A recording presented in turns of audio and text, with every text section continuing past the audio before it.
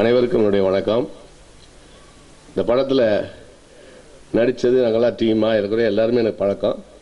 இதில் producer sir பண விஷயத்துலேருந்து கேரவனில் நாங்கள் ரெஸ்ட் எடுக்கிற வரைக்கும் எல்லா விஷயத்துலையும் ரொம்ப நல்லா கவனிச்சார். நல்ல ப்ரொடியூசர். நான் அடிக்கடி சொல்லி அவரை பார்த்தவங்களை பார்த்தவொன்னே பாலாஜி சார் ஞாபகம் வருதுன்னு. பழனியப்பன் சார் நல்ல படிப்பாளி, நல்ல சிந்தனையாளர், நல்லா எடுத்தார், என்னையும் நல்லா இயக்கியிருக்காரு.